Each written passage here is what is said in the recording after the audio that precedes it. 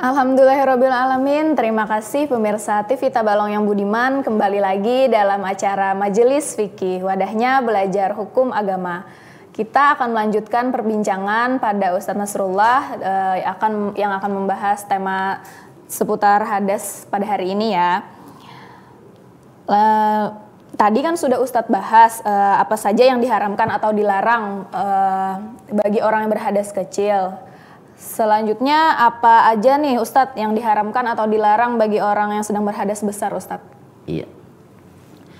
Untuk orang yang berhadas besar, di samping yang 4 macam tadi, salat, tawaf, menyentuh Al-Quran dan membawa Al-Quran, ada tambahan lagi. Kemudian tentang hadas besar ini ada dibagi 2 lagi. Ada yang namanya janabat atau junub, ada yang namanya haid. Janabat atau junub ini orang yang berhubungan 2 lagi itu namanya janabat. Nah, kemudian haid, ya perempuan yang mengeluarkan darah. Nah, tambahan ini untuk kedua macam ini, janabat dan haid, pertama diharamkan al-lubthu fil masjid, berhenti di masjid, berdiam di masjid. Nah, wa mithlul lubthi at-taraddudu, disamakan dengan berhenti di masjid, yaitu berbolak-balik. Bolak-balik katanya, nah berbolak-balik mondar-mandir di situ. Termasuk berbolak-balik, nah masuk dari pintu satu, keluar dari pintu itu juga, itu haram.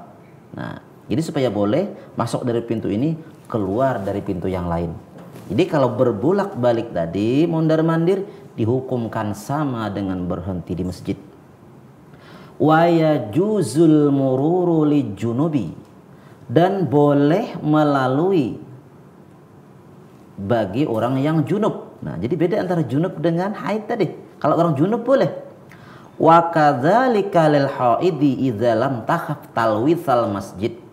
Nah, jadi kalau lalu aja lewat tadi bagi orang junub boleh. Nah, seperti itu juga bagi orang haid, boleh juga ia sekedar melewatinya dengan syarat tidak takut mengotori masjid. Maksud mengotori batitikan kah misalnya lah, menjarang lagi batitikannya, ada aja pengamannya sudah. Itu artinya jangan berhenti di masjid atau mondar-mandir di masjid. Kalaunya lalu, ayo masuk dari pintu satu, keluar dari pintu yang lain. Dihukumkan masjid yang ada pagar masjid, nah itu masuk masjid. Nah, jadi bila ada di mana pagar masjid, nah itu masuk masjid. Nah, termasuk hukum masjid. Kemudian yang kedua, haram bagi orang, tambahan tadi, bagi orang yang janabat, orang junub dan orang yang haid, yaitu qiraatul Qur'ani biqasdil qiraah, membaca Al-Quran dengan niat membaca Quran. Ai biqasdit tilawatid darasah, dengan niat membaca Quran. Jadi orang junub niatnya baca Quran, dasar membaca Quran haram. Wal qiraatil Qur'ani halatun, bagi orang yang baca Quran sebenarnya ada 2 keadaan. Pertama, taratan yaksidul Qur'ana faqat payahrumu, ada orang nang junub atau orang nang haid tadi niatnya dasar baca Quran, hukumnya haram. Kemudian yang kedua, wataratan yaksidu ghairal Qur'ani pala yahrumu, terkadang ada orang yang niatnya tidak membaca Quran, ini tidak haram. Kal istishfa'i, seperti membaca ayat Quran niatnya untuk kesembuhan, ada supaya ini sembuh dari baca ayat ini misalnya, tapi ia membaca niat tadi niatannya supaya sembuh daripada ini, boleh. Wat tahassuni, atau supaya jadi benteng, misalnya anak guring membaca ayat ini supaya jangan diganggu iblis. Memang bacaannya bacaan Al-Quran, tapi niatnya untuk menjadi benteng daripada syaitan, boleh.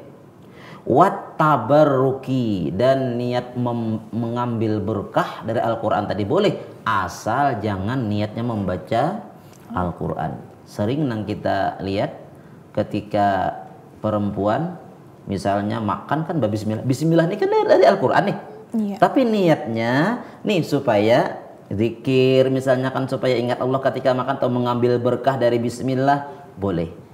Nah, itu ujar sidin masalah tadi napa membaca membaca Al-Quran. Kemudian wataratan yaksiduhuma fayahrumu.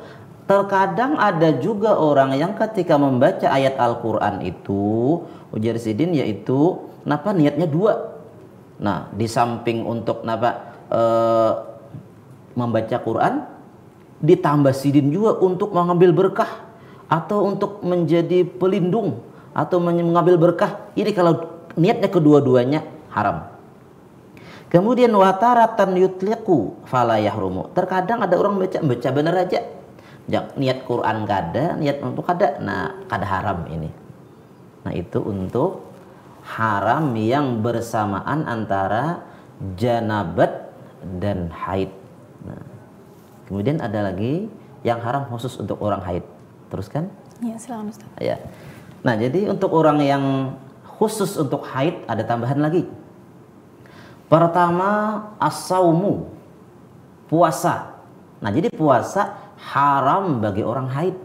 Nah, kok beda aja tadi janabat kada haram. Kenapa ini? Nah, jadi misal malam bulan Ramadan. Nah, kebetulan terjadilah suami istri kikuk-kikuk misalnya ya. Kemudian pas paginya kesiangan, bangun jam 6 pagi. Sedangkan mandi wajib belum. Nah, bagaimana ini? Sah puasanya. Tapati mandi, sholat subuhnya diqodho. Nah, jadi sah. Nah, kalau haid, nah bila haidnya masih, nah ini apa? Kada sah puasanya. Nah, ini sering dulu bulan puasa pernah ketika kebetulan ada acara kuliah subuh. Nah, ada telepon selalu berbunyi. Apa ini berbunyi terus? Mungkin penting diangkat. Sekalinya kayak Pak Jahbar Batakun. Aku ada ingat lagi mandi subuh aja. Nih, kesiangan bangun. Sahkah kadakah? Nah, jadi asal ada niat puasa, kemudian kenapa? Bangun tadi sudah kesiangan, capati mandi, sah puasanya. Nah, kemudian yang kedua, khusus bagi orang yang haid, tambahan al-mururum fil masjid in khafat talwisahu. Melalui di dalam masjid jika takut mengotorinya. Paya juzu illam takhaf talwisahul mururu faqat dunal lubsi. Maka boleh jasidin jika tidak mengotori masjid tadi lalunya. Nah, selama ia tidak berhenti. Kalau bermandak, haramlah orang haid tadi. Kemudian lagi tambahan yang ketiga untuk orang-orang yang haid haram, yaitu at-talaku, tolak. Nah, mentalak istri ketika haid hukumnya haram. Wa tusammat talaqa al-bid'i. Dinamakan talak ini talak bid'i. Nah, talak bid'i. Wa huwa ayyutalliqar rajulu imra'atahu al-madhula biha wa hiya haidun aw fi tuhrin jama'aha fihi fatalaqu yahrumu. Nah, maksudnya sidin talak bid'i ini yaitu bahwa mentalak oleh seorang laki-laki, seorang suami akan istrinya yang didukhulnya, artinya yang dihubungannya nih. Ibu hubungan iya. Lalu ia sedang haid. Nah, jadinya pernah berhubungan lalu si istri tadi haid, ditolaknya haram. Nah, haram. Atau mentolak istri yang suci tapi digaulinya. Nah, ini pun haram. Nah, mengapa jadi haram? Nah, mentolak istri yang haid itu dikatakan haram karena ia menyengsarakan istrinya.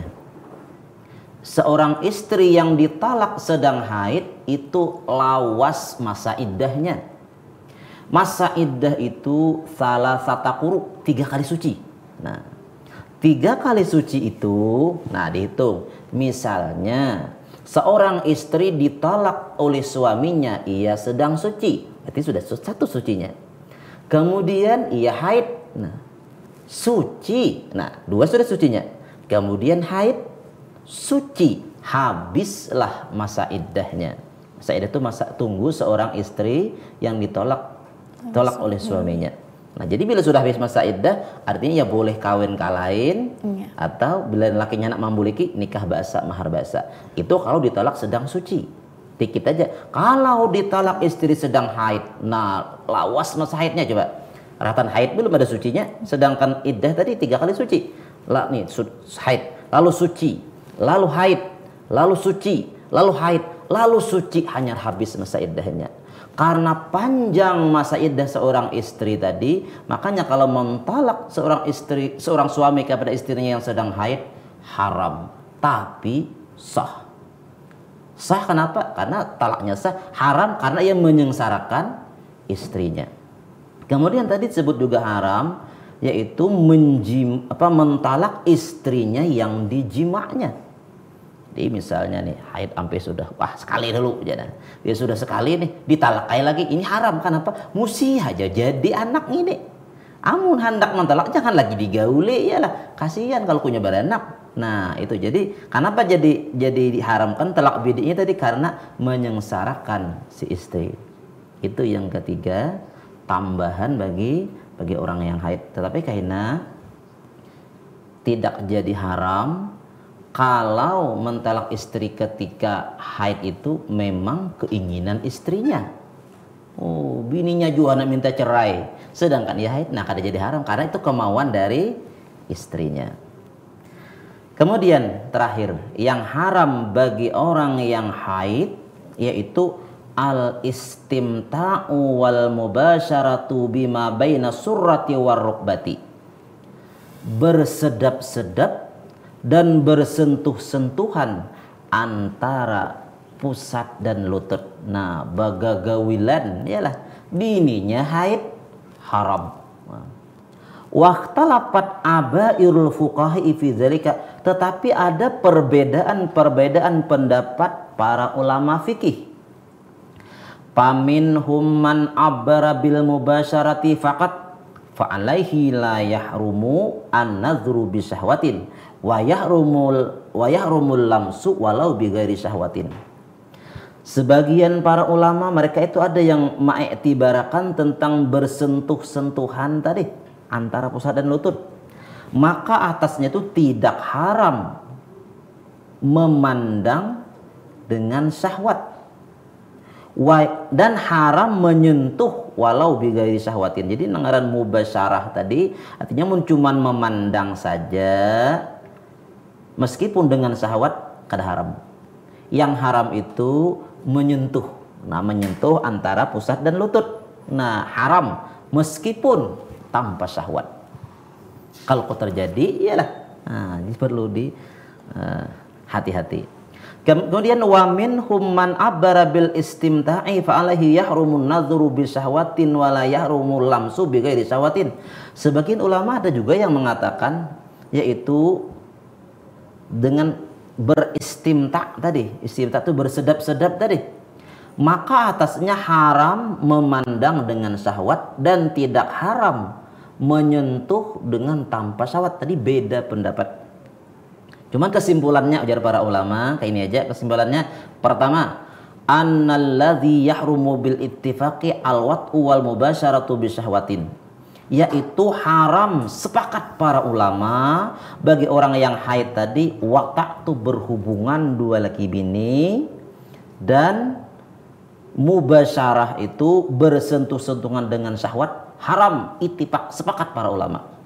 Bahkan dalam sebuah hadis, barang siapa berhubungan dua laki bini sedangkan istrinya sedang haid, tidak diakui Nabi Muhammad sebagai umatnya. Jadi na'udzubillahi min dzalik, jangan sampai terjadi kepada kita. Nah, jadi haram berhubungan dua laki bini atau bersentuh-sentuhan dengan syahwat apabila si istri tadi sedang haid. Yang kedua kesimpulannya yaitu orang walladzi yajuzu bil ittifaq an-nadhur bi ghairi syahwatin, yaitu boleh sepakat ulama memandang tanpa syahwat istri yang haid tadi dipandang oleh suaminya tidak pakai syahwat. Ini boleh sepakat para ulama, boleh. Kemudian yang ketiga, walladzi fihi khilafun, ada perbedaan pendapat tadi para ulama yaitu al mubasyaratu bila syahwatin wan nadhru bi syahwatin, yaitu ujar sidin bersentuh-sentuhan dengan syahwat syahwat dan memandang dengan syahwat ini beda-beda pendapat para ulama. Jadi masalah bersentuh-sentuhan dan bersedap-sedap suami istri ketika istrinya sedang haid, macam-macam tadi perbedaan pendapat para ulama. Mungkin itu. Baik Ustadz, kembali pada penjelasan Ustadz tadi, mengapa orang yang berjunub dengan orang yang sedang haid itu dibedakan Ustadz?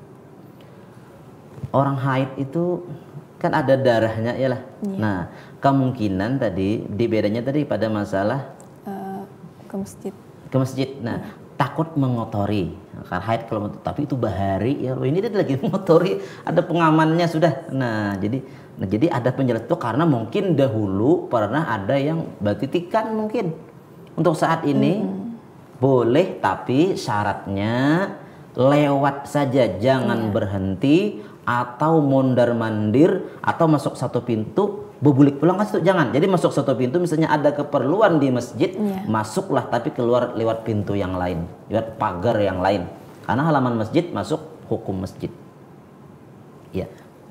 Kalau untuk membaca Al-Quran itu sendiri Ustadz kan tidak boleh membawa atau memegangnya sembarangan ya Ustadz jika kita sedang berhadas. Ya. Kalau niatnya hanya untuk belajar, biasanya kita di sekolah rajin, biasanya kita di sekolah. Jadi kalau niat belajar boleh. Jadi niatnya belajar, jangan niat membaca Al-Quran. Itu bagi orang yang berhadas besar tadi. Walaupun kita membaca. Nah, membaca tapi niatnya tadi jangan niat baca Quran, niat untuk belajar saja. Atau tadi kan dibolehkan niat apa untuk supaya kesembuhan, supaya untuk benteng diri atau mengambil berkah boleh, tapi jangan niat membaca Al-Quran. Tapi kalau hanya hadas kecil boleh, membacanya saja boleh. Misalnya bahapal atau pakai Quran tapi tidak menyentuhnya boleh. Nah, bagi orang yang hadas kecil itu.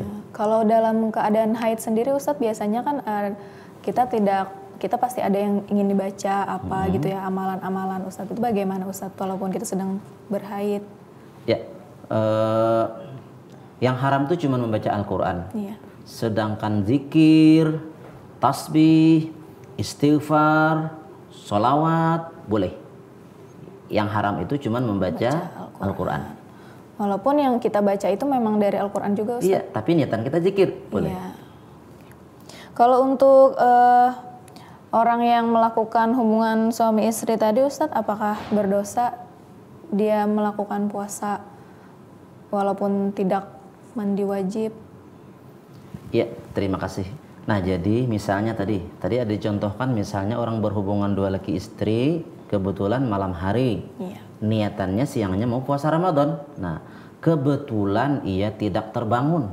Nah, dan bangunnya anggaplah jam 6 pagi. Nah, apakah ia berdosa? Nah, jadi karena ia tidak tahu sedangkan ia berkeinginan bangun pagi. Nah, ia tidak berdosa, tapi cepatlah setelah bangun mandi, sholat subuh, teruskan puasanya. Karena sebenarnya bagi orang yang melambatkan sembahyang itu berdosa. Kecuali ia uzur. Termasuk daripada uzur itu artinya uzur ini tidak berdosa melambatkan sembahyang, diantaranya karena tertidur, ia tidak sengaja. Nah, jadi orang tertidur yang tidak disengaja tidak berdosa. Nah, kecuali kita memang disengajanya. Ada orang misalnya nih begadang sampai jam 3 subuh lalu malayur subuhnya. Nah, ini sengaja artinya.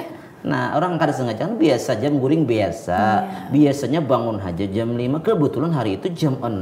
Nah, ini tidak berdosa. Karena tidur tadi termasuk uzur, ya. Jadi itu mendapatkan dosa atau tidak Ustadz? Tidak, karena ia tidak sengaja. Ia tidak sengaja. Baik Ustadz, kita akan kembali pada segmen berikutnya ya Ustadz. Pemirsa TV Tabalong yang budiman, tetap dalam acara Majelis Fikih, wadahnya belajar hukum agama. Kita akan kembali setelah jeda berikut ini.